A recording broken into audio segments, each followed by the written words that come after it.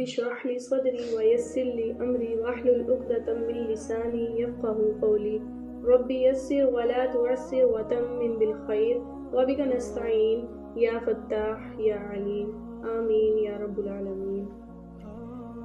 اعوذ باللہ من الشیطان الرجیم بسم اللہ الرحمن الرحیم. اللہ تبارک و تعالیٰ کے احسان اور اکرام ہے ہمارے اوپر کہ ہمارے الحمدللہ 8 سپارے مکمل ہو کر آج 9واں سپارہ شروع ہو گیا. 9ویں سپارے سے پہلے ہم نے 8ویں سپارے میں جو پڑھا تھا اس میں ہم نے آخر میں انبیاء کرام کا ذکر پڑھا تھا. جتنے بھی اللہ تعالیٰ نے اس دنیا میں انبیاء کرام بھیجے، اپنے نبی بھیجے، سب کی قوموں نے انہیں کیا کیا تھا؟ جھٹلایا تھا. ہم نے پڑھا تھا نا، آپ صلی اللہ علیہ وسلم کو بھی مشرکین جھٹلایا کرتے تھے، ان کا مذاق اڑاتے تھے. تو یہاں پہ اللہ پاک نے 8ویں سپارے کو جو شروع کیا حضرت شعیب علیہ السلام کے قصے سے شروع کیا. اللہ تعالیٰ کے بہت بڑے نبی تھے حضرت شعیب علیہ السلام. جب وہ اپنی قوم کے پاس اللہ کا پیغام لے کر گئے تو ان کی قوم نے کیا کہا؟ تکبر کیا. آگے سے تکبر کیا، ان کی بات نہیں مانی اور کیا کہا؟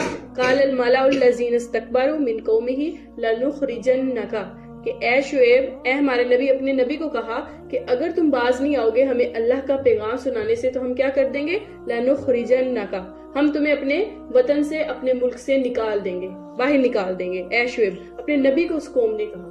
تو انہوں نے کیا کہا؟ جو ایمان والے ہوتے ہیں، جو اللہ والے ہوتے ہیں، وہ پھر کسی بھی دھمکی سے نہیں ڈرتے. جب دل میں ایمان آ جاتا ہے تو پھر سب کچھ ہی کیا ہوتا ہے؟ انسان قربان کر دیتے ہیں. تو آگے سے انہوں نے کیا جواب دیا؟ چاہے تم ہمیں گھروں سے نکال دو، چاہے اپنے وطن سے نکال دو، اب ہم اللہ کے دین سے پیچھے نہیں ہٹیں گے. انہوں نے کہا وَمَا يَكُونُ لَنَا أَن نَّعُودَ، اب نہیں ہو سکتا کہ ہم اللہ کے راستے سے پیچھے ہٹیں. جیسے فرعون کی باندی کا واقعہ ہے، بہت مشہور واقعہ ہے کہ فرعون بڑا ظالم بادشاہ تھا، بڑا کافر تھا. نعوذ باللہ، اس کا دعویٰ تھا کہ میں کیا ہوں؟ انا رب الاعلی، کہ میں کیا ہوں؟ رب ہوں، میں خدا ہوں. تو ایسے ظالم بادشاہ کی باندی تھی، اس کے محل میں رہا کرتی تھی، اس کا کام کرتی تھی. تو وہ ایمان لے آئے، جبکہ بادشاہ کیا تھا؟ وہ کافر تھا. تو وہ ایمان لے، پہلے چھپ چھپ کے ایمان لاتی رہی، لیکن ایمان کیا ہوتا ہے؟ چھپتا نہیں ہے. جب دل میں ایمان آ جاتا ہے تو وہ ظاہر ہو جاتا ہے. فرعون کو پتہ لگ گیا کہ میری باندی کیا ہو گئی ہے؟ مسلمان ہو گئی ہے. اس نے اس کو بلایا. اب اس باندی کی 2 بیٹیاں تھیں، ایک جو تھی 5 سے 6 سال کی تھی اور ایک بچی اس کی جو تھی وہ دودھ پیتی تھی، گود میں بچی تھی. تو فرعون نے کہا کہ کیا کر، ایمان سے پھر جا، اللہ کا انکار کر اور یہ کہہ کہ میں خدا ہوں تو پھر میں تجھے بخشوں گا. اگر تو نے ایمان نہ چھوڑا، اگر تو نے اللہ کو ماننے سے انکار نہ کیا تو میں کیا کروں گا؟ تیری آنکھوں کے سامنے تیری دونوں بچیوں کو گرم تیل میں ڈال کر جلا دوں گا. اب وہ ماں تو تھی، ماں کے دل میں تو بچوں کی بہت محبت ہوتی ہے، بہت محبت ہوتی ہے، لیکن جب اللہ کی محبت دل میں آتی ہے، جو ایمان والے ہوتے ہیں، پھر وہ اپنی اللہ کی محبت پہ ساری محبتیں قربان کر دیتے ہیں. تو اس نے کہا کہ یہ تو میری صرف 2 بچیاں ہیں، اگر میری 70 بچیاں بھی ہوتی تو میں اللہ کے نام پہ قربان کر دیتی.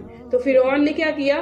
واقعی آگ جلا دی. آگ جلایا اور اس کے اوپر بہت زیادہ بڑا برتن رکھا گیا، اس نے تیل بھر دیا اور فل جب تیل گرم ہوا، ابلنے لگا، تو فرعون نے کہا کہ اب اس کی بڑی بیٹی کو اٹھاؤ اور اس کو آگ اس میں ابلتے ہوئے تیل میں ڈالو، پھر میں دیکھتا ہوں کہ یہ اللہ کو چھوڑے گی یا نہیں. تو انہوں نے ایسا ہی کیا، بڑی بیٹی کو اٹھایا اور اس کے اندر تیل میں الٹا کیا. اب بچی ہے، وہ پکار رہی ہے ماں کو بھی مجھے بچا لو، اور ماں کے ہاتھ میں ہے، وہ اس کو بچا سکتی ہے. اور یہ مجبوری میں ہوتا ہے کہ اگر مجبوری کی حالت میں ہو تو پھر کیا ہے؟ اللہ کا انکار کرنے کی گنجائش ہوتی ہے کہ زبان سے اگر آپ کہہ دیں کہ اگر آپ کی جان پہ بنی ہے، لیکن ان کے دل میں اللہ کا اتنا زیادہ محبت تھی، اتنا زیادہ ایمان تھا. اس نے کہا کہ نہیں. بچی کی چیخوں تھی، پکار تھی، اس کو تیل میں ڈال دیا گیا. اور جیسے مچھلی کو ہم تیل میں پکاتے ہیں اور وہ پھڑپھڑاتی ہے، مچھلی کے جیسے ہوتے ہیں، تو اس طرح اس کی بچی کو جب تیل میں ڈالا گیا تو وہ جل جل کر ہڈیاں صرف اس کی رہ گئی. اور ماں دیکھ رہی ہے اور ماں کا جو دل ہے، کلیجہ پھٹ رہا تھا. تو ماں نے صبر کیا. پھر کیا ہوا؟ ان کی گود میں بچی، دودھ پیتی بچی تھی، جو چھوٹی بچی. فرعون کے ظالم بادشاہ تھا، وہ تو بہت ظالم تھا، اس نے اس کی چھوٹی بچی کو بھی پکڑ لیا. اب چھوٹی بچی، دودھ پیتی بچی ہے، اس کو ماں کی آنکھوں کے سامنے الٹا لٹکا دیا اور کہا کہ پڑھ بتا، کلمہ چھوڑتی ہے یا اس کو ڈال دوں؟ اس نے کہا بیٹی کو ڈال دوں گی لیکن اللہ کو نہیں چھوڑوں گی، اللہ کے نام پہ میں اپنی اولاد کو قربان کر دوں گی. تو اس کی آنکھوں کے سامنے اس کی دودھ پیتی بچی کو بھی اس تیل میں، گرم تیل میں ڈال کر جلا دیا گیا. تو اس ماں تھی تو اس کا تو جو ہے بہت زیادہ اس کا صبر جو ہے ختم ہو گیا، وہ چیخنے لگی تو اللہ پاک نے اس کی آنکھوں سے پردہ ہٹایا۔ اللہ نے جب دیکھا کہ میرے لیے قربانی دی ہے، اللہ نے آنکھوں میں، ہمارے آنکھوں میں پردہ ہے نا، ہم جنت کو دیکھ نہیں سکتے لیکن ایمان ہے، تو ہماری آنکھوں کا جو پردہ ہے اللہ نے اس کی آنکھوں کا پردہ ہٹایا۔ اس نے دیکھا کہ جو تیل کا برتن تھا اس میں سے اس کی دونوں بچیوں کی روحیں اوپر نکل رہی تھی، اور جو بڑی بچی تھی اس کی جو روح تھی وہ کہہ رہی تھی کہ اے ماں تو صبر کر، یہ تو چند منٹ کی تکلیف تھی، ہم اپنی جنت میں جا رہے ہیں اور تیرا بھی ٹھکانہ جنت میں بن چکا ہے۔ تو ماں کو اللہ پاک نے کیا کیا؟ صبر دے دیا۔ تو وہ ایمان سے نہیں پھری، اپنے بچوں کی اس نے کیا کی؟ اللہ کے نام پہ قربانی دی۔ تو واقعات میں آتا ہے کہ پھر کیا ہوا کہ اس نے، فرعون نے کہا کہ اب اس کو بھی اٹھا کے جلا دو، اب ماں کو بھی اٹھا، اس نے ایمان نہیں چھوڑا نا، تو اس نے کہا اب اس کو بھی جلاؤ، بیٹیوں کے جلانے سے تو اس کو فرق نہیں پڑا۔ تو اس نے کہا کوئی آخری خواہش ہے؟ تو اس نے کہا، باندی نے کہا کہ ہاں میری آخری یہ خواہش ہے کہ جب ہم تینوں ماں بیٹیاں جل کے راکھ ہو جائیں گے، جو ہماری راکھ ہوگی، جو ہماری ہڈیاں ہوں گی، اس کو نہ پھینکنا، اس کو کسی جگہ پہ دفنا دینا۔ نے کہا ٹھیک ہے، یہ کیا بات ہے، دفنا دوں گا۔ اس نے اٹھایا اور اس عورت کو، اس باندی کو بھی تیل میں ڈال کے جلا دیا۔ اب تینوں کو جب جلا دیا تو ان کی ہڈیاں اٹھا کر کیا ہے، ایک جگہ پہ دفنا دی گئی۔ تو جب آپ صلی اللہ علیہ وسلم ہزاروں سال بعد جب آپ صلی اللہ علیہ وسلم اس دنیا میں آئے موسیٰ علیہ السلام کے بعد، تو آپ صلی اللہ علیہ وسلم جب معراج پہ جا رہے تھے تو آپ صلی اللہ علیہ وسلم کا اس جگہ سے گزر ہوا۔ تو آپ صلی اللہ علیہ وسلم نے حضرت جبرائیل علیہ السلام سے فرمایا، جب اس جگہ سے گزرے، فرمایا مجھے یہاں جنت کی خوشبو آ رہی ہے، یہ کہاں سے آ رہی ہے؟ حضرت جبرائیل علیہ السلام نے بتایا کہ فرعون کی ایک باندی تھی، وہ اللہ کے نام پہ خود بھی قربان ہوئی تھی اور اس نے اپنی بچیوں کو بھی اللہ کے نام پہ قربان کر دیا تھا، تو یہاں اس کی قبر ہے۔ اس کی جس دن یہاں پہ قبر بنی تھی، اس دن سے لے کر اللہ کا وعدہ قیامت تک اس جگہ سے جنت کی خوشبو آتی رہے گی۔ ہزاروں سال بعد آپ صلی اللہ علیہ وسلم اس جگہ سے گزرے تھے اور اس کی قبر سے جنت کی خوشبو آ رہی تھی۔ تو اللہ تعالیٰ اپنے نام پہ قربان ہونے والوں کو ضائع نہیں کرتے، اور ہم کیا کرتے ہیں؟ ہم چھوٹی سی خواہش کو ہی لے کے بیٹھے ہوتے ہیں، نہیں میں نے تو یہ کرنا ہی ہے، اللہ کے حکم کے آگے اڑ رہے ہیں، تو اللہ کے لیے ہم نے قربانی دینی ہے۔ نبیوں کا یہی سنت ہے اور ایمان والے بھی اسی طرح کرتے ہیں۔ اللہ نے اسی کو یہاں بیان کیا کہ جب انہیں دھمکیاں ملتی ہیں کہ ہم تمہیں گھروں سے نکال دیں گے، ہم تمہیں ملک سے نکال دیں گے، وہ آگے سے کیا کہتے ہیں؟ ہم اللہ کے دین سے اب نہیں ہٹیں گے۔ تو جب ان کی قوم نے ڈھٹائی کی تو پھر حضرت شعیب علیہ السلام کی قوم پر کیا ہوا؟ اللہ تعالیٰ کی طرف سے عذاب آیا اور ایک ایسی آفت آئی کہ اس آفت میں سب کے سب کیا تھے؟ غرق ہو گئے، سب کے سب مر گئے۔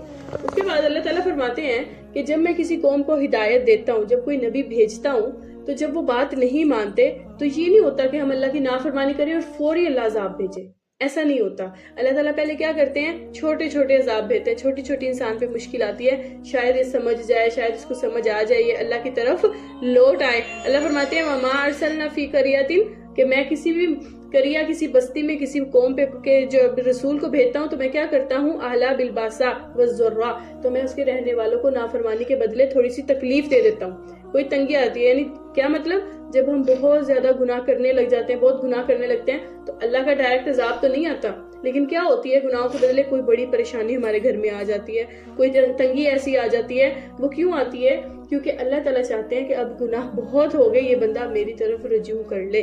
جب پریشانی آتی ہے تو ہمیں اللہ یاد آتا ہے، ہم فوری جائے نماز بچھا لیتے ہیں اور بیٹھ جاتے ہیں کہ اب اللہ سے مانگتے ہیں یہ پریشانی دور ہو جائے۔ پھر اللہ فرماتے ہیں جو میرے نافرمان بندے ہیں وہ پھر بھی اللہ کو یاد نہیں کرتے، میری تکلیفیں آنے کے باوجود، چھوٹے چھوٹے معجزے دیکھنے کے باوجود، پھر اللہ تعالیٰ کیا کہتے ہیں؟ پھر میں ان کے اوپر عذاب نازل کرتا ہوں۔ تو اللہ کا دستور ہے کہ اللہ تعالیٰ فوری عذاب نہیں دیتے۔ تو جب ہم پہ پریشانی آتی ہے، مصیبت آتی ہے، تو ہمیں یہ اندازہ ہو جانا چاہیے کس کی وجہ سے آئی ہے؟ ہمارے گناہوں کی وجہ سے۔ جو ہم دوسروں پہ ڈال ہوتے ہیں، فلاں کی وجہ سے میرے ساتھ ایسے ہوا، کسی کی وجہ سے کچھ نہیں ہوتا۔ جب انسان کے حق میں کچھ برا ہو رہا ہے تو اس کے اعمال کیا ہیں؟ حد سے زیادہ برے ہو گئے ہوتے ہیں، تو بس کیا ہوتی ہے؟ اس وقت میں توبہ کی ضرورت ہوتی ہے، سچی توبہ کریں، اللہ سے مانگے، تو پھر اللہ تعالیٰ کیا کرتے ہیں؟ اس مشکل کو آسان کر دیتے ہیں۔ اس کے بعد سورہ اعراف میں اللہ پاک نے حضرت موسیٰ علیہ السلام کو تفصیل سے موسیٰ علیہ السلام کے قصے کو بیان کیا ہے۔ جو موسیٰ علیہ السلام تھے ان کی قوم تھی بنی اسرائیل، جس کو ہم پہلے بھی پڑھ چکے ہیں۔ تو موسیٰ علیہ السلام کو اللہ پاک نے کیا کیا؟ بنی اسرائیل میں بھیجا تھا، فرعون کے پاس، وہی بادشاہ جس کی وہ باندی تھی نا فرعون کی، اسی فرعون کے پاس اللہ کا نبی، کون سے نبی گئے تھے؟ حضرت موسیٰ علیہ السلام۔ بہت بڑے اللہ کے نبی تھے، اور ان کے بھائی تھے ہارون علیہ السلام. دونوں کو ہی اللہ تعالیٰ نے کیا کیا، فرعون کے پاس بھیجا. اللہ تعالیٰ فرماتے ہیں ہماری نشانیاں لے کر جاؤ. تو انہوں نے کیا کیا، فرعون نے اور اس کی قوم نے، فظلموا بہا، ان پر ظلم کیا، ان کا انکار کیا. موسیٰ علیہ السلام کو اللہ پاک نے ایک معجزہ دیا تھا کہ موسیٰ علیہ السلام کے پاس ایک لاٹھی تھی، جیسے ڈنڈا ہوتا ہے. وہ اس لاٹھی کو جب اللہ کا نام لے کے زمین پہ ڈالتے تھے تو وہ لاٹھی سانپ بن جایا کرتی تھی. تو دیکھ کے جب لوگ دیکھتے تھے تو وہ کہتے تھے یہ تو واقعی اللہ کا نبی ہے، کہ ایسا تو کوئی نہیں کر سکتا ہے، تو اللہ کا معجزہ ہے. تو وہ اس لاٹھی کو لے کر کہاں چلے گئے، فرعون کے پاس چلے گئے. فارسل مائیہ بنی اسرائیل، فرعون سے انہوں نے یہ مطالبہ کیا. فرعون کو کیا کہا کہ بنی اسرائیل کے جو مسلمان بندے ہیں، فرعون جو تھا وہ بہت ظلم کرتا تھا نا ان کے اوپر، انہوں نے کہا ان کو چھوڑ دے، میں اپنی قوم کو اپنے ساتھ لے کر چلا جاتا ہوں. تو فرعون نے آگے سے کہا کہ اگر تو واقعی سچا ہے تو ہمیں کوئی معجزہ دکھا. مجھے کیا پتا تو اللہ کا نبی ہے یا نہیں ہے، میں تو اللہ کو نہیں مانتا. تو اس نے کیا کہا، قال ان كنت جئت بآیۃ فأت بہا، اگر تمہارے پاس اللہ کی دی ہوئی کوئی نشانی ہے، واقعی تم نبی ہو تو مجھے دکھاؤ. تو انہوں نے کیا کہا، تو اب موسیٰ علیہ السلام نے کیا کیا، فألقى عصا، ان کے پاس کیا نشانی تھی اللہ کی، معجزہ کیا تھا، لاٹھی. انہوں نے کیا کیا، فألقى عصا، اپنے لاٹھی کو فرعون کے سامنے پھینک دیا اللہ کا نام لے کے. تو وہ کیا بن گئی، فإذا هي ثعبان مبین، وہ بہت بڑا اژدہا سانپ بن گئی. تو جب فرعون نے دیکھا، جو کہتا تھا میں خدا ہوں، میں سب سے بڑا ہوں، جب اس نے اللہ کا بنا ہوا اژدہا دیکھا تو وہ کیا ہوا، نزع یدہ فإذا هي بیضاء للناظرین. تو ایک معجزہ تو موسیٰ علیہ السلام کا یہ تھا کہ اژدہا بنتا تھا.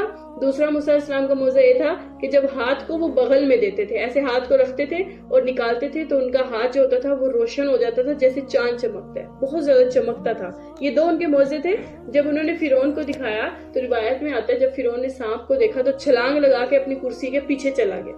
اب دیکھیں، جو خود کو کہہ رہا تھا میں خدا ہوں، تو خدا کا چھوٹا سا معجزہ دیکھ کے کیا ہوا، وہ کرسی کے پیچھے چھپ گیا. پھر اس نے کیا کیا، اس نے کہا اب میں کیا کروں، اب تو واقعی مجھے معجزہ نظر آ گیا. اب معجزہ نظر آ کے انکار تو نہیں کر سکتا تھا وہ. اس نے کیا کیا، اس نے کہا ان ھذا لساحر علیم. اب اس نے ایک اور بات گھڑ لی. موسیٰ علیہ السلام کو کہا مجھے لگتا ہے تم بڑے جادوگر ہو، یہ کوئی اللہ کا معجزہ نہیں ہے، تمہارے پاس کیا ہے، جادو ہے. تو کیا ہوا، اس نے کہا کہ ایسا کرتا ہوں میں اپنے ملک کے بڑے بڑے جادوگروں کو بلاؤں گا، وہ بھی آئیں گے، تم بھی آ جانا، فلاں فلاں میدان میں تمہارا مقابلہ کرواؤں گا. اگر میرے جادوگر تم سے ہار گئے تو پھر میں مانوں گا تم اللہ کے نبی، اگر نہ ہارے تو پھر تمہیں ہماری بات ماننی پڑے گی، میں اپنی قوم کو تمہارے ساتھ نہیں بھیجوں گا. پھر کیا ہوا، وہ میدان میں چلے گئے. تو جب میدان میں چلے گئے تو انہوں نے کہا، جو جادوگر بہت بڑے بڑے اس نے شہر سے جادوگر بلائے. جادوگروں نے کہا کہ آپ پہلے اپنی لاٹھی کو ڈالو پھر ہم اپنا جادو دکھائیں گے. موسیٰ علیہ السلام نے کہا نہیں، میں ایک ہوں تم اتنے ہو، پہلے تم دکھاؤ پھر میں اللہ کا معجزہ دکھاؤں گا. انہوں نے اپنی لاٹیاں ڈالی، وہ بھی سانپ بن گئے. جادو تھا نا ان کے پاس، چھوٹے چھوٹے سانپ، وہ بنے نہیں تھے. مطلب جادو جو ہوتا ہے وہ کیا ہوتا ہے، وہ نظر بندی ہوتی ہے. جادو کی اثر یہ ہوتا ہے انسان کی نظر بند ہو جاتی ہے، جادو کو جو دکھانا چاہتا ہے وہ نظر آنے لگ جاتا ہے، وہ ہو نہیں رہا ہوتا. ایسے لگ رہا تھا وہ چھوٹے چھوٹے سانپ بن گئے. تو موسیٰ علیہ السلام کی جب باری آئی تو اللہ تعالیٰ قرآن میں فرماتے ہیں کہ موسیٰ علیہ السلام نے جب لاٹھی کو پھینکا وہ اتنا بڑا اس کا سانپ بنا، اتنا بڑا اژدہا بنا کہ اس کو اللہ نے قرآن میں فرمایا فَإِذَا هِيَ تَلْقَفُ مَا يَأْفِكُونَ. اس ایک سانپ نے سارے جادوگروں کی جو لاٹھیاں پھینکی ہوئی تھی، ان سے جو سانپ بنے ہوئے تھے، ان سب کو نگل لیا، سب کو کھا گیا. اب جو جادوگر ہوتا ہے،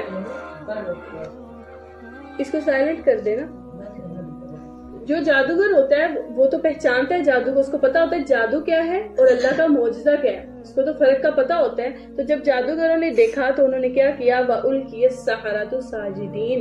اللہ تعالیٰ نے ان کے دل میں اتنا خوف ڈالا اس اژدہا کا، اتنا زیادہ اپنا ایمان ڈال دیا کہ فوری سارے کے سارے جادوگر سجدے میں گر پڑے، فوری ایمان لے آئے. انہوں نے کلمہ پڑھ لیا، سجدے میں گرتے ہی کہا لا الہ الا اللہ، کہ اللہ کے سوا کوئی معبود نہیں ہے، یہ جادو نہیں ہے، یہ اللہ کا کیا ہے، واقعی معجزہ ہے. انہوں نے کہا قالوا آمنا برب العالمین، فوری کہہ دیا کہ ہم تمام جہانوں کے رب پہ کیا کہتے ہیں، ایمان لے کر آتے ہیں.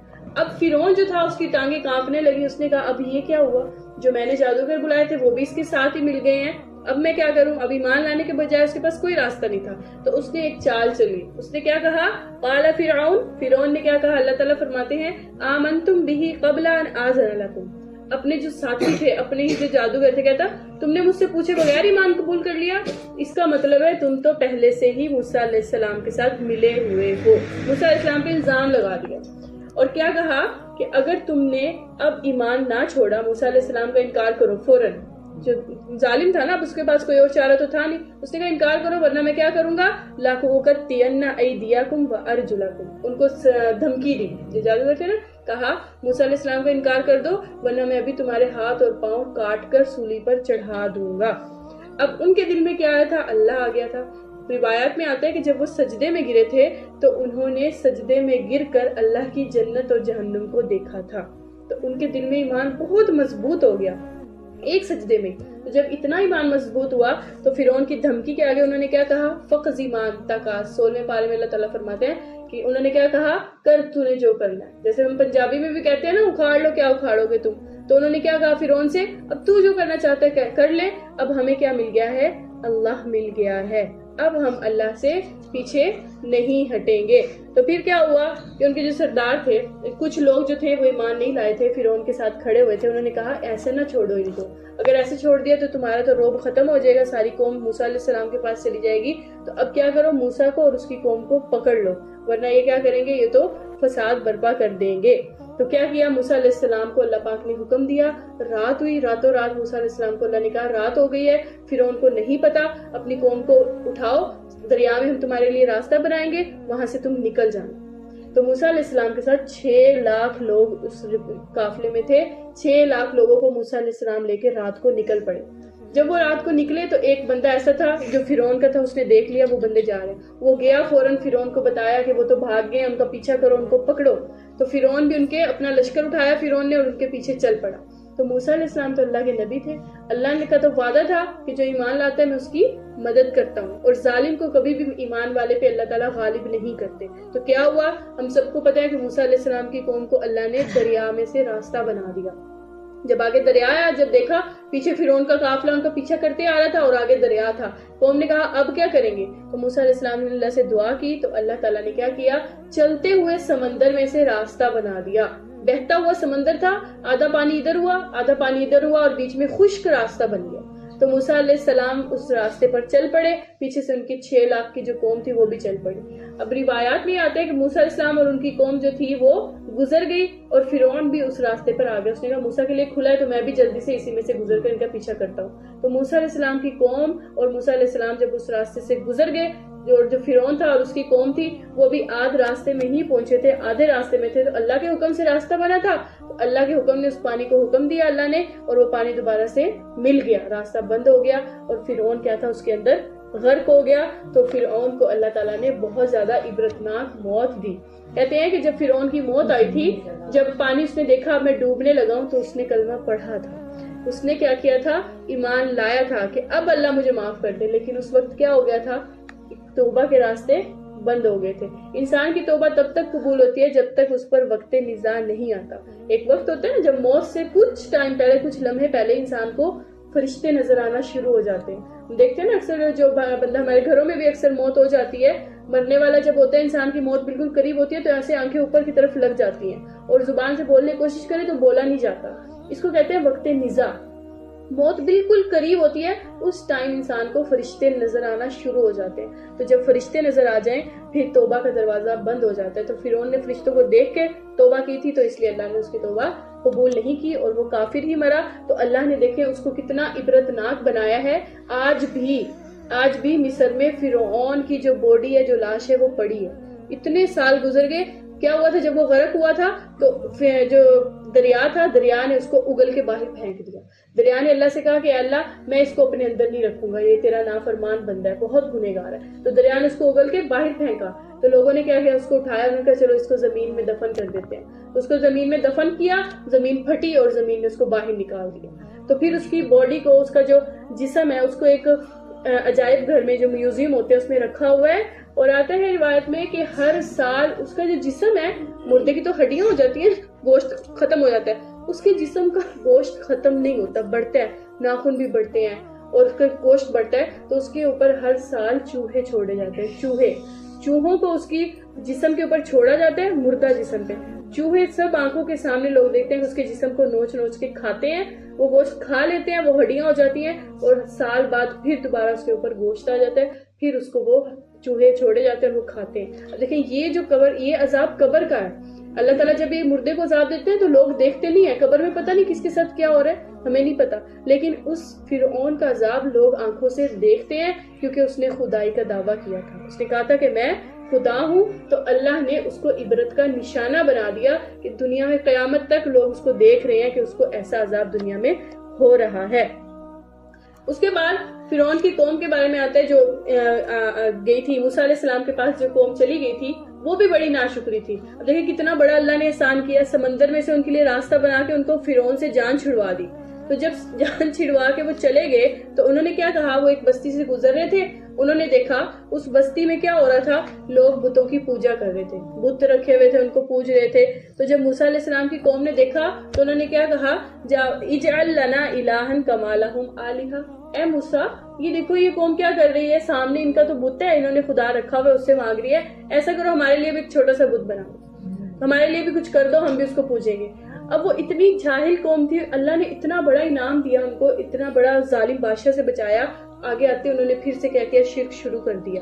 تو موسیٰ علیہ السلام نے کیا کہا، انکم قوم تجہلون، تم تو وہی کیا بہت ہی جاہل قوم ہو۔ تو جب انہوں نے یہ کہا تو پھر موسیٰ علیہ السلام ان کو وہاں سے لے کر گزر گئے، ان کو سمجھایا کہ ایسا نہیں ہے، اللہ کے ساتھ کسی کو شریک نہیں بناتے۔ وہ بات سمجھ گئے اور موسیٰ علیہ السلام کے ساتھ چلے گئے۔ پھر کیا ہوا، پھر موسیٰ علیہ السلام کو اللہ پاک نے ان کو 30 دن کے روزے رکھنے کا حکم دیا۔ تو موسیٰ علیہ السلام کو اللہ نے کیا فرمایا، وَوَعَدْنَا مُوسَىٰ 30 لَيْلَةً، کہ اے موسیٰ 30 دن کے روزے رکھ، پھر کوہ طور پہاڑ پہ آنا، پھر مجھ سے کلام کرنا۔ موسیٰ علیہ السلام اللہ کے کلیم اللہ ہے نا، موسیٰ علیہ السلام اللہ سے بات کیا کرتے تھے، جیسے میں آپ سے بات کر رہی ہوں، ہم آواز سن رہی ہوں لیکن میں آپ کو دیکھ بھی رہی ہوں۔ تو موسیٰ علیہ السلام اللہ سے پردے میں بات کرتے تھے، اللہ تعالیٰ کی آواز سنتے تھے، اللہ کا جواب سنتے تھے کوہ طور پہ جا کے، اللہ تعالیٰ کلیم اللہ ہے وہ۔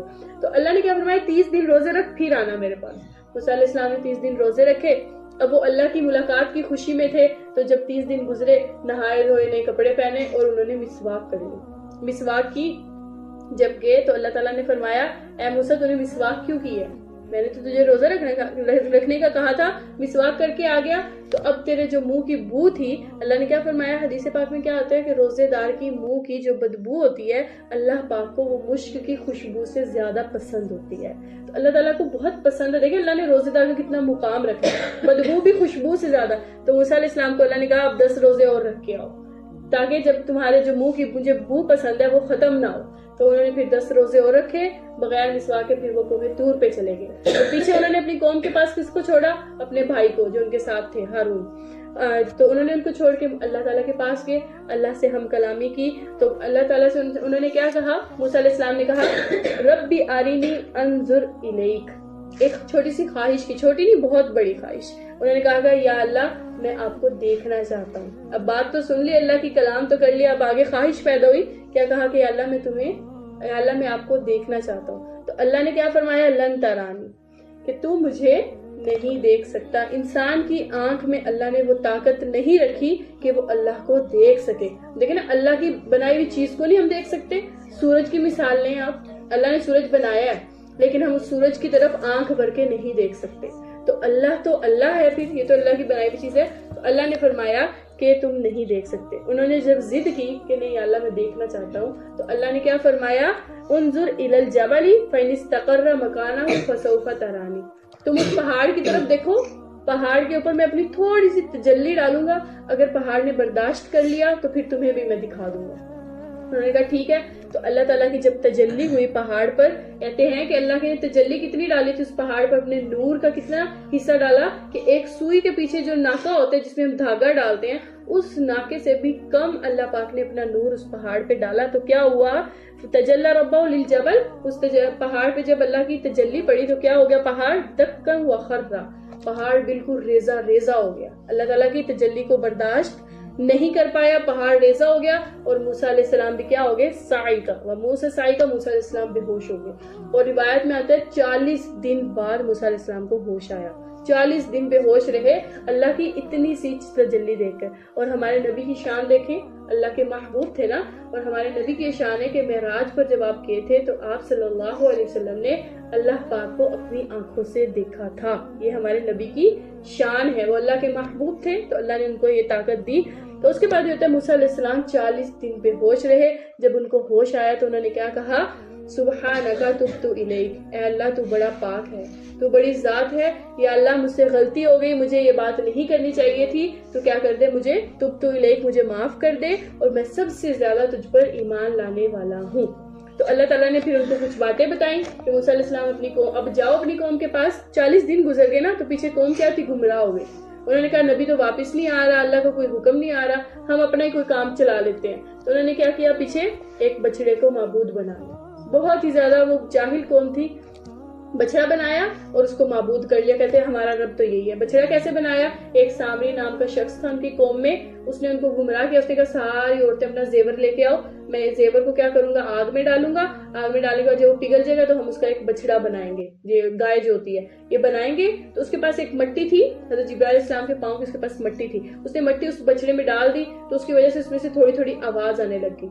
तो क्या हुआ, सारी कौम पीछे से गुमराह होके उस बछड़े को न समझे, इसमें से तो आवाज आती है, ये हमारा रब है। मूसा अलैहिस्सलाम को भूल गए, अल्लाह को भूल गए, वो उस कौम पे लग गए। तो मूसा अलैहिस्सलाम जब 40 दिन बाद वापिस आए, उन्होंने ये हाल देखा तो वो बहुत ज्यादा गुस्सा हुए। अल्लाह ताला कुरान में क्या फरमाते हैं, वलम्मा रजा मूसा इला कौमी, जब मूसा अलैहिस्सलाम अपनी कौम के पास वापिस आए, क्या हुआ, गज़बान आसिफ, वो बहुत ज्यादा गुस्सा हुए और उन्होंने अपने भाई का गिरेबान पकड़ लिया। यानी कि उनको कहा कि मैं तुम्हें छोड़ के गया था ना पीछे, तुम्हारी जिम्मेदारी थी तो मेरी कौम को गुमराह होने से रोकना था। तो उन्होंने क्या कहा, जवाब आगे से उनके भाई ने दिया, इन्नल कौम इस्तज़अफ़ूनी, मैं तो इतना कमजोर हो गया था, 6 लाख लोगों की कौम थी, मैं एक बंदा था, मेरी इन्होंने सुनी नहीं, मुझे क्या थे, वक़ालू यक़्तुलूननी, अल्लाह फरमाते हैं क्या अल्फाज थे उसके, मुझे तो ये कत्ल करने पे उतर आए थे जब मैंने इनको रोका। तो ये बिल्कुल क्या हो चुके हैं, अब जाहिल हो चुके हैं और तेरा रास्ता छोड़ के क्या कर चुके हैं। तो उनसे मूसा अलैहिस्सलाम ने फरमाया कि तुमने इतनी जल्दी की, तुम्हें सब्र नहीं था, थोड़ा सा सब्र करते। मैं अल्लाह पाक का क्या था, तुम्हारे पास पैगाम लेकर आ रहा था, अल्लाह ने इसीलिए बुलाया था ना, अल्लाह ने हिदायत का पैगाम दिया। तो फिर उन्होंने मूसा अलैहिस्सलाम ने उनको समझाया, अल्लाह का पैगाम सुनाया, तो फिर वो कौम क्या थी, सुधर गई। उन्होंने दुआ की, फ़ग़फ़िर लना वरहमना वअंता ख़ैरुल गाफ़िरीन, ए अल्लाह हमें माफ कर दे, हम पे रहम कर, हम भटक गए थे। तो अल्लाह पाक ने फिर उनको क्या कर दिया, माफ कर दिया। अब देखिए हमारे पास कितना बड़ा सबक है, उन्होंने अल्लाह के साथ शिर्क करके माफी मांगी तो अल्लाह ने माफ कर दिया। तो नाउज़ुबिल्लाह, शिर्क से तो अल्लाह ने हमें बचाया हुआ है, तो हमारी जिंदगी के जो गुनाह हैं, अगर हम अल्लाह से माफी मांगे तो क्या अल्लाह हमें माफ नहीं करेगा। अल्लाह ताला बहुत गफूरुर रहीम है, अल्लाह ताला तो इंतजार में बैठे कब माफी मांगो, मैं फौरी माफ कर दूं। लेकिन है क्या, ये नहीं कहना गुनाह हो गया अल्लाह खुद ही माफ करेगा, खुद ही माफ नहीं करेगा। अल्लाह माफ करने वाला है, लेकिन माफ कब करेगा, जब हम माफी मांगेंगे। तो अल्लाह ताला से माफी मांगे, अल्लाह ताला क्या करेंगे, जरूर माफ करेंगे। उसके बाद एक बस्ती का आता है, एक बस्ती के पास से गुजरे एक वाक़या, अल्लाह ताला कुरान में फरमाते हैं वसअलू अनिल करिया, अपने नबी को एक वाक़या सुनाते हैं कि एक बस्ती थी, उस बस्ती वाले, वो जो बस्ती थी वो दरिया के किनारे रहा करते थे लोग, और उनका खाना पीना क्या था, सिर्फ मछली थी, मछली खाते थे, वो दरिया से निकाली और खा ली। तो अल्लाह ताला ने उनमें उनको आजमाइश दी। अल्लाह पाक ने फरमाया कि हफ्ते के दिन तुमने मछली का शिकार नहीं करना, उसके अलावा जितने दिन मर्जी करते रहो। अल्लाह ताला आजमाते हैं ना, अपने ईमान वालों को आजमाते हैं। तो उन्होंने कहा ठीक है। अब जब उन्होंने देखा, हफ्ते वाले दिन क्या होता था, आजमाइश थी, मछलियां फुल पानी के ऊपर तैर रही होती थी, बहुत ज्यादा मछलियां होती थी, तो आजमाइश थी, अल्लाह ने रोका था नहीं करना। सामने देखो फिर भी नहीं खाना, जैसे इफ्तार में होता है ना, खाना पड़ा है लेकिन नहीं खाना, अल्लाह का हुक्म है। तो उनको अल्लाह का हुक्म था हफ्ते के दिन शिकार नहीं करना। तो अब क्या हुआ, उनकी कौम में से 2 गिरोह बन गए। एक ने कहा हम अल्लाह का हुक्म मानेंगे, नहीं करेंगे। दूसरे ने कहा हम उसको रोकेंगे। दूसरे गिरोह ने कहा नहीं, ये अल्लाह का हुक्म तोड़ रहे हैं कि हम इनको रोकेंगे। और तीसरे ने कहा नहीं, हम तो अल्लाह का हुक्म नहीं मानेंगे। तो 3 गिरोह बन गए। तो उन्होंने क्या, मछलियां पकड़ना शुरू कर दी और खाना शुरू कर दी। तो अल्लाह पाक ने उनके ऊपर अजाब नाजिल किया। अल्लाह ताला कुरान में क्या फरमाते हैं, अंजैनल लजीना यनहूना अनिस्सू, जो बुराई से रोकने वाला गिरोह था, जो उनको कहता था ना खाओ, अल्लाह ने मना किया हुआ है, उनको अल्लाह ताला ने कुरान में जिक्र किया कि हमने उनको बचा लिया। और जो दूसरा था उनको क्या किया, लजीना ज़लमू बिअज़ाब, हमने उनको फिर सख्त अजाब दिया। अब देखें अल्लाह पाक ने कुरान में किसका जिक्र किया, बुराई से रोकने वालों का, कि जो उनको रोकते थे, अल्लाह ताला फरमाते हैं हमने उनको क्या किया, बचा लिया। तो हमारी बचत भी किसमें है, हमारी भलाई भी किसमें है, कि जब हम गुनाह को होता देखें तो हम क्या करें, उसको रोक दें, तबलीग का काम करें ना। तबलीग करने वाले इंसान का देखिए जिक्र अल्लाह कुरान में करें, इसका मतलब है तबलीग का काम बहुत बड़ा है। तबलीग क्या होती है, यही कि अल्लाह का पैगाम पहुंचाना, कोई देख रहे बुरा काम होते उसको रोक देना और लोगों को हुक्म करना अच्छा काम करो, ये तबलीग है। और यही क्या है, اللہ کے نبیوں کی سنت ہے. تو اس قوم پہ عذاب کیا آیا تھا؟ اللہ پاک نے کہا قُلْنَا لَهُمْ كُونُوا قِرَادًا، استغفر اللہ پاک نے ان پہ عذاب دیا اور ان کو بندروں میں تبدیل کر دیا. ساری قوم جو تھی وہ بندر بن گئی. اللہ نے قرآن میں اس کو ذکر کیا کونوا قِرَادًا، اللہ کا حکم ہوا اور وہ ساری کی ساری قوم کیا ہو گئی؟ انسانوں سے بندروں میں تقسیم ہو گئی، بندر بن گئے. استغفر اللہ. آگے اللہ پاک نے اپنے وعدے کا ذکر کیا کہ جو اللہ تعالیٰ نے ہم سے وعدہ لیا تھا. میں نے پہلے بھی آپ لوگوں کو بتایا تھا کہ جب ہم اس دنیا میں نہیں آئے تھے تو اللہ نے ہم سے ایک وعدہ لیا تھا. اب اس صورت میں اللہ نے اس کو خود بیان کیا ہے. وَإِذْ أَخَذَ رَبُّكَ مِنْ بَنِي آدَمَ، اے بنی آدم جب میں نے تم سے وعدہ لیا تھا. کیا وعدہ تھا؟ أَلَسْتُ بِرَبِّكُمْ، کیا میں تمہارا رب نہیں ہوں؟ اللہ نے ہم سے وعدہ لیا تھا جب ہم روح تھے، جسم نہیں تھے، ہم دنیا میں نہیں آئے تھے. تو ہم نے کیا کہا تھا؟ قَالُوا بَلَىٰ، ہم نے کہا تھا یا اللہ تو ہی ہمارا رب ہے. کیوں نہیں ہے؟ تو ہی رب ہے، ہم تیری نافرمانی کبھی بھی نہیں کریں گے. تو قرآن میں اللہ نے یہ وعدہ یاد کیوں کروایا ہے؟ کیونکہ ہم اس وعدے سے مکر رہے ہیں، ہم اس وعدے سے ہٹ رہے ہیں. ہمارا اللہ سے یہ وعدہ ہے کہ اللہ تیرے سوا کبھی کسی کے پیروی نہیں کریں گے، کبھی کسی کی نہیں مانیں گے. لیکن ہم مان رہے ہیں، ہم اپنے دل کی بھی مان رہے ہیں، اپنے بڑوں کی بھی مان رہے ہیں، اللہ کے خلاف جا کر ہم سب کچھ کر رہے ہیں. تو اس لیے اللہ نے ہمیں یہ وعدہ یاد کروایا ہے کہ جو مجھ سے وعدہ کیا ہے اس کو پورا کرو. اس کے بعد بنی اسرائیل کے واقعے میں اللہ تعالیٰ فرماتے ہیں کہ بنی اسرائیل میں ایک شخص تھا، اس کا نام تھا بلعام بن باعور. اب وہ شخص کیسا تھا؟ اس کی ہر دعا قبول ہوتی تھی، جو وہ دعا کرتا تھا وہ قبول ہوتی تھی. تو کیا ہوا کہ جو بنی اسرائیل کے لوگ تھے وہ ان کے جب موسیٰ علیہ السلام کے خلاف ہوئے تو وہ اس بندے کے پاس گئے. انہوں نے کہا اس سے بد دعا کرواتے ہیں پھر بات بنے گی. انہوں نے کہا کہ ایسا کرو ہم تمہیں پیسے دیں گے، زیور دیں گے، مال دیں گے، تم موسیٰ علیہ السلام کے خلاف بد دعا کر دو، اللہ تعالیٰ ان کو عذاب دیں، ان کو غرق کرے، نعوذ باللہ. اس نے کہا اللہ کا پیغمبر ہے، میں اس کے خلاف بد دعا نہیں کر سکتا. اس نے انکار کر دیا. لیکن جب مال نظر آتا ہے تو انسان کے دل میں کیا آ جاتی ہے؟ لالچ آ جاتی ہے. تو اس کی جو بیوی تھی اس نے کہا اتنا مال مل رہا ہے، سب کچھ ہے، ایک بد دعائی تو کرنی ہے، خیر ہے کر دو، کچھ نہیں ہوتا. تو اس نے کیا، بیوی نے اس کو راضی کر دیا. دیکھیں عورتیں ہی مردوں سے غلط کام کرواتی ہیں نا. تو اس نے کیا کیا، بیوی نے اس کو گناہ پہ آمادہ کر لیا. تو اللہ تعالیٰ نے پھر کیا کہ جب اس نے ہاتھ اٹھائے، اس نے ابھی ہاتھ اٹھائے تھے، ابھی موسیٰ علیہ السلام کو بد دعا نہیں دی، ابھی اس نے ہاتھ اٹھائے موسیٰ علیہ السلام کو بد دعا دینے کے لیے. تو اس کی زبان سے بد دعا کس کے لیے نکلی؟ ان لوگوں کے لیے نکلی جو کروانے آئے تھے.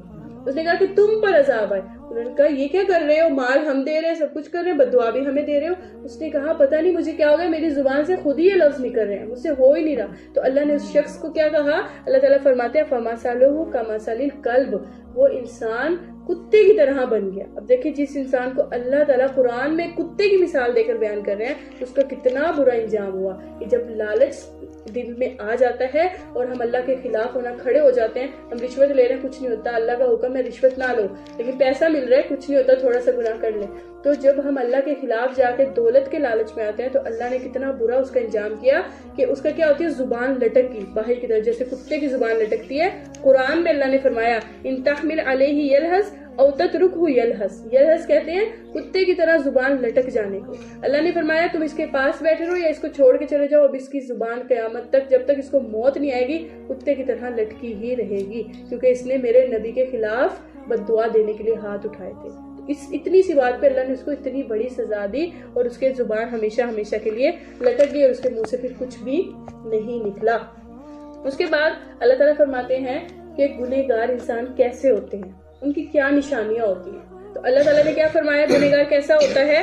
وَلَقَدْ زَرَعْنَا لِجَهَنَّمَ كَثِيرًا مِنَ الْجِنِّ وَالْإِنسِ، اللہ تعالیٰ فرماتے ہیں جہنم کے لیے میں نے بہت زیادہ انسانوں کو اور جنوں کو پیدا کیا. اب وہ انسان کیسے ہوں گے جو جہنم میں جائیں گے؟ پہلی نشانی لَهُمْ قُلُوبٌ لَا يَفْقَهُونَ بِهَا، ان کے دل تو ہوں گے لیکن دلوں میں بات میری ان کے نہیں پہنچے گی. ان کے دلوں میں کیا ہوگا؟ سمجھ نہیں آئے گی، میری بات ان کے دلوں تک نہیں پہنچے گی، اثر نہیں کرے گی، ایسے دل ہوں گے. دوسری نشانی وَلَهُمْ أَعْيُنٌ لَا يُبْصِرُونَ، آنکھیں تو ہوں گی لیکن وہ حق نہیں دیکھ سکیں گے، حق کو نہیں پہچان سکیں گے.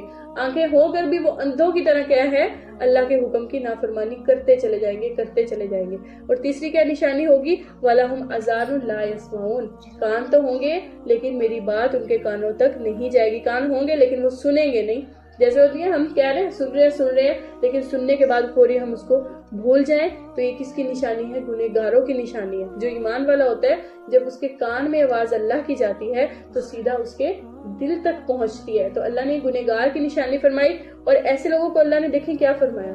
ویسے تو آتا ہے کہ انسان کیا ہے، فرشتے سے افضل ہے، فرشتے نے انسان کو سجدہ کیا نا، آدم علیہ السلام سجدے میں، آدم علیہ السلام کو فرشتوں نے سجدہ کیا، لیکن اللہ فرماتے ہیں کہ جب وہ گنہگار ہو جاتا ہے تو وہ فرشتوں سے بہتر تو کیا، وہ کیا بن جاتا ہے؟ قرآن میں اللہ کیا فرماتے ہیں؟ اولئک کالانعام، وہ جانور بن جاتا ہے، وہ جانوروں کی طرح ایسا انسان بن جاتا ہے، بل ہم اضل، بلکہ وہ تو جانور سے بھی گیا گزرا ہو جاتا ہے۔ جانور کو بھی پتا ہے کہ میں نے سجدہ کس کو کرنا ہے؟ اللہ کو کرنا ہے۔ تو جب انسان اللہ کی بات سن کر بھی عمل نہیں کرتا تو ایسے انسان کو اللہ تعالیٰ کیا فرماتے ہیں کہ وہ تو جانوروں سے بھی بدتر ہو جاتا ہے۔ اللہ تعالیٰ ہم سب کو اس سے بچائیں کہ جو ہم باتیں سنتے ہیں اس پر ہم عمل بھی کریں، ایسے نہ ہو جائے کہ اللہ تعالیٰ فرماتے ہیں یہ کون لوگ ہوتے ہیں؟ اولئک هم الغافلون، غافل ہوتے ہیں، ان کو پتہ ہی نہیں ہے کہ میں اللہ کی بات سن رہا ہوں تو میں نے اس پہ عمل بھی کرنا ہے۔ اس کے بعد اللہ تعالیٰ فرماتے ہیں وَلِلَّهِ الْأَسْمَاءُ الْحُسْنَى، اللہ پاک کے بہت خوبصورت خوبصورت نام ہے، جیسے 99 نام ہے نا اللہ پاک کے، حدیث پاک میں آتا ہے جس بندے کو اللہ کے 99 نام یاد ہوتے ہیں، اللہ کی رضا کے لیے اس نے یاد کیے ہوتے ہیں، تو اللہ پاک اس کو جنت الفردوس نصیب کرتے ہیں، جنت نصیب کرتے ہیں اللہ پاک جس کو اللہ کے نام یاد ہو۔ تو اللہ فرماتے ہیں مجھے میرے ناموں سے پکارو، میرے کیا نام ہے؟ بہت خوبصورت نام ہے، فدعوا بہا، تو جب آپ دعا کرتی ہیں تو دعا میں اللہ کے نام لیا کریں، اللہ تو غفور الرحیم ہے، یا اللہ تو بخشنے والا ہے، یا اللہ تو رحم کرنے والا ہے، تو رحمان ہے، تو رحیم ہے، تو کیا ہے؟ اللہ تعالیٰ کے ہر نام کو آپ جتنے بھی آپ کو نام آتے ہیں وہ لیا کریں، قہار ہے، وہاب ہے، یا اللہ تو ہی خالق ہے، تو مالک ہے، تو رازق ہے، یہ سارے اللہ کے کیا ہیں؟ نام ہیں۔ تو اللہ تعالیٰ کیا کہتے ہیں مجھے میرے ناموں سے پکارو، جس نام سے پکارو گے میں وہی اسی صفت کو تمہارے لیے استعمال کروں گا۔ اب جیسے ہمارے پاس رزق کی تنگی ہو جاتی ہے، اگر مال کم ہو گیا، رزق کی تنگی ہے، تو اللہ کو پکارو یا رزاق، اے رزق دینے والی ذات، اللہم یا رزاق، اے میرے رب، اے رزق دینے والے رب، یا رزاق کی تسبیح کریں۔ تو ہم جب اللہ کو پکاریں گے اللہ تو رزق دینے والا ہے تو اللہ تعالیٰ ہمیں رزق دیں گے۔ اسی طرح سے اور بھی اللہ کے یا رحمان پڑھتے ہیں، یا رحیم پڑھتے ہیں، اے اللہ ہم پہ رحم کر، رحم کر، رحمان رحم کرنے والا۔ تو اللہ تعالیٰ فرماتے ہیں مجھے کیا کرو؟ میرے ناموں سے پکارو۔ تو آگے اللہ تعالیٰ نے آخر میں سورت کا اختتام فرماتے ہوئے فرمایا کہ جو میں نے پیچھے گناہ گاروں کی نشانیاں بتائیں، اب میں کس کی نشانیاں بتاتا ہوں؟ ایمان والوں کی۔ اب جو نیک ہوتے ہیں وہ کیا کرتے ہیں؟ جو نیک لوگ ہوتے ہیں وہ کیا کرتے ہیں؟ خذل العفو، سب سے پہلی نشانی وہ معاف کرتے ہیں، معاف کرنے والے ہوتے ہیں۔ تو ہم نے اب یہ نشانیاں اپنے اندر پیدا کرنی ہے، جو گنہگار والی نشانیاں اللہ نے ہمیں بتائیں وہ اگر ہمارے اندر ہیں تو اس کو ختم کرنا ہے، اور جو ایمان والی نشانیاں وہ ڈھونڈنی ہے۔ ہمارے اندر نشانی ہے سب سے پہلی کیا نشانی؟ خذل العفو، وہ معاف کرتے ہیں۔ کوئی غلطی ہو جائے، کسی نے دل دکھا دیا، کسی نے تکلیف دے دی، کسی کے ساتھ جھگڑا ہو گیا، تو اللہ کی رضا کے لیے جاؤ میں نے معاف کیا۔ تو جو انسان، اللہ فرماتے ہیں جو میری مخلوق کو معاف کرے گا میں اس کو معاف کروں گی۔ تو جب ہم چاہتے ہیں اللہ ہمیں معاف کرے تو بدلے میں ہم نے کیا کرنا ہے؟ اللہ کے بندوں کو معاف کرنا ہے۔ ہم اپنا دل بڑا کریں گے نا، ہم اپنے لیے تو چاہتے ہیں اللہ مجھے معاف کر دے، بیٹھ جاتے ہیں، اور اللہ تو ایک توبہ پہ ہی معاف کر دیتا ہے۔ اور ہم اگر ہمارا جھگڑا ہو جائے کسی سے، اگلا بندہ صبح بھی آ رہا ہے، شام بھی آ رہا ہے، رات میں بھی آ رہا ہے، معاف کرو تو بس کرو، اور ہم کیا ہے دروازہ کھولنے پہ ہی ہم وہ ہے کہ ہم نہیں کرنا، اب تو مرنا جینا ختم۔ تو اللہ تعالیٰ کو یہ چیز پسند نہیں ہے۔ اللہ تعالیٰ فرماتے ہیں ہو جائے کچھ بھی ہو جائے تو کیا کرو؟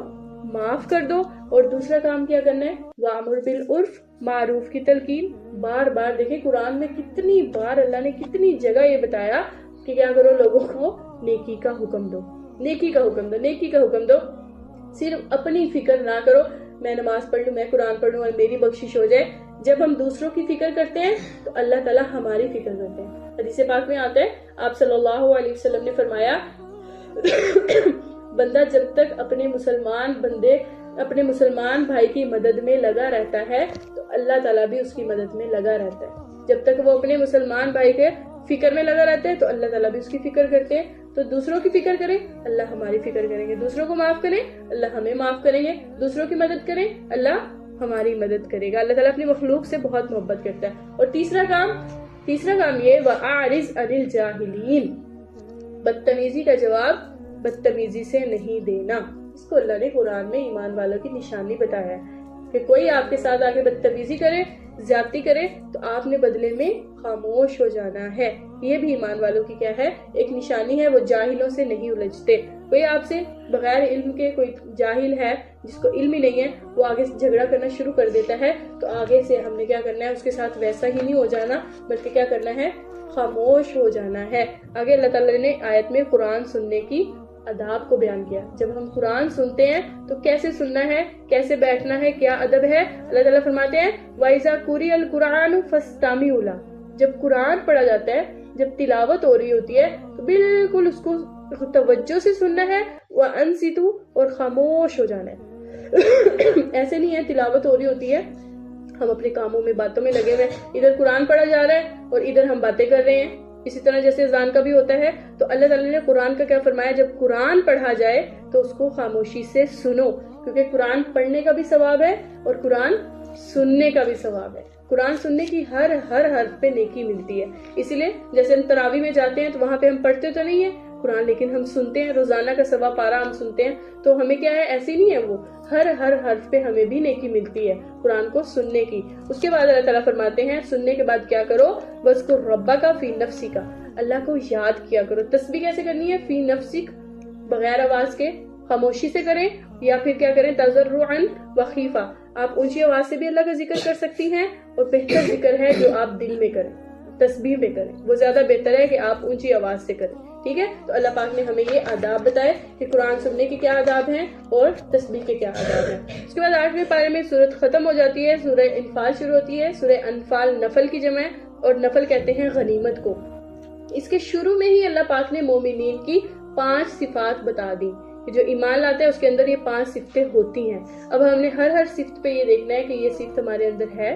اللہ تعالیٰ قرآن میں کیا فرماتے ہیں, انما المؤمنون الذین اذا ذکر اللہ وجلت قلوبہم. مومن کیا ہوتا ہے, جب اللہ کا ذکر کیا جاتا ہے تو اللہ کے ذکر سن کے اس کا دل لرز جاتا ہے خوف سے, اس کے دل میں اللہ کا خوف پیدا ہوتا ہے جب وہ اللہ کی بات سنتا ہے. یہ پہلی صفت ہے مومن کی. دوسری صفت وَإِذَا تُلِيَتْ عَلَيْهِمْ آيَاتُهُ زَادَتْهُمْ إِيمَانًا, جب وہ اللہ کی آیت سنتا ہے تو اللہ سے محبت بڑھ جاتی ہے. ایمان کیا ہوتا ہے, بڑھ جاتا ہے. پہلے ہی دل میں اللہ کی محبت ہوتی ہے, لیکن جب اللہ کی باتیں سنتا ہے, اللہ کی آیات سنتا ہے, تو کیا ہوتا ہے, اللہ سے محبت اور زیادہ ہوتی چلی جاتی ہے, شوق ہو جاتا ہے, اللہ تعالیٰ کا ایمان بڑھ جاتا ہے. اور وَعَلَىٰ رَبِّهِمْ يَتَوَكَّلُونَ, اور ایمان والے کیا کرتے ہیں, اللہ پر بھروسہ رکھتے ہیں. یہ نہیں ہے کہ رزق ختم ہو گیا تو سر پکڑ کے بیٹھ گئے, گھر میں آٹا ختم ہو گیا ہے, سر باندھ لیا, اب کیا ہوگا. نہیں, ایسا نہیں کرتے. وہ ہے نا ایک ماں کا چھوٹا واقعہ, وہ کیا کرتی تھی کہ وہ ہر روز اپنے بچے کو کہتی تھی نماز پڑھو, اللہ تمہیں چیز کھلائے گا, اللہ تمہیں چیز دے گا. وہ کیا کرتی تھی, کوئی بھی چیز اٹھاتی تھی, جائے نماز کے نیچے رکھ دیتی تھی. بچے کو نہیں پتا ہوتا تھا, بچہ نماز پڑھ کے جائے نماز اٹھاتا تھا, بڑا خوش ہوتا تھا, اللہ نے مجھے چیز دے دی, اللہ نے مجھے رزق دے دیا. تو ماں نے تربیت دیکھیں کیسی کی. تو وہ کیا کرتی تھی, نماز پڑھ لو تمہیں چیز ملے گی, اللہ دیتا ہے. تو ایک دن وہ رکھنا بھول گئی, وہ باہر چلی گئی کسی کام سے, بچے نے نماز پڑھی اور وہ رکھنا بھول گئی. تو جب وہ واپس آئے, وہ بڑی پریشان ہوئی کہ آج تو میرا راز کھل جائے گا. تو میں اللہ کی محبت ڈال رہی تھی, بچے کے دل میں یقین ڈال رہی تھی, آج میں بھول گئی, آج تو میں پکڑی جاؤں گی. جب وہ گھر واپس آئی, اس نے بچے کو دیکھا تو بچہ جائے نماز پہ بیٹھا ہوا چیز کھا رہا ہے. تو وہ اتنی حیران ہوئی, اس نے بچے سے پوچھا یہ کہاں سے آیا. دیکھا ماما آپ نے بتایا ہوا ہے, آپ نے تو بتایا اللہ دیتا ہے, تو اللہ نہیں دی ہے, اور کہاں سے آنی ہے. میں نے جائے نماز اٹھایا تھا تو نیچے اللہ نے مجھے چیز دے دی. تو دیکھیں اللہ پہ جب ہم بھروسہ کرتے ہیں تو اللہ بھروسہ نہیں ٹوٹنے دیتے. اللہ کو پتا تھا اس بندی نے اپنے بچے کے دل میں میرے پہ یقین پیدا کیا ہے, تو اللہ نے اس یقین کو ٹوٹنے نہیں دیا. وہ بھول بھی گئی تو اللہ نے واقعی ہی وہاں پہ اس بچے کے اعتبار کو پورا رکھا اور اس کو چیز دے دی. تو اللہ پہ یقین کریں, اندھا اعتماد جس کو ہم کہتے ہیں نا, اندھا اعتماد کریں. دینے والی ذات کون ہے, صرف اللہ ہے. وَعَلَيْهِ عَلَى رَبِّهِمْ يَتَوَكَّلُونَ, یہ صفت ہے کہ اللہ پہ ہم نے کیا کرنا ہے, بھروسہ کرنا ہے. یہ ایسے ہے نا. اور اس کے بعد ہے کہ الذین یقیمون الصلاۃ, نماز پڑھتے ہیں. اب نماز تو ہم سب پڑھتے ہیں, لیکن کسی بھی جگہ اللہ نے قرآن میں یہ نہیں کہا نماز پڑھو. اللہ نے کیا کہا ہے, یقیمون الصلاۃ, نماز کو قائم کرو. قائم کا مطلب ہوتا ہے نماز میں ایک تو ہلتے نہیں ہیں. جب ہم نماز پڑھتے ہیں نا کھڑے ہو کے ایسے ایسے کر کے نماز پڑھنا, یہ ٹھیک ہے. جو یہودی تھے وہ نماز میں ایسے ایسے ہلا کرتے تھے, تو آپ صلی اللہ علیہ وسلم نے سختی سے منع کیا تھا کہ نماز میں ہلنا نہیں ہے. نماز میں ایسے کھڑے ہو جاؤ جیسے گارے میں ایک ڈنڈے کو گاڑ کے کھڑا کیا جاتا ہے, بالکل قائم ہو کے سختی سے. پہلی بات یہ نماز میں ہلنا نہیں, سختی سے کھڑے ہو. دوسری بات یہ قائم کرنے کا مطلب ہوتا ہے سجدہ کر رہے ہیں, رکوع کر رہے ہیں, تو آپ کو پتہ لگے اب میں رکوع میں ہوں, اس کے بعد تھوڑے دیر ٹھہریں, پھر سجدے میں جائیں. یعنی ٹھہر کے نماز پڑھیں, آہستہ آہستہ سکون سے نماز پڑھیں. اس کو کہتے ہیں نماز قائم کرنا.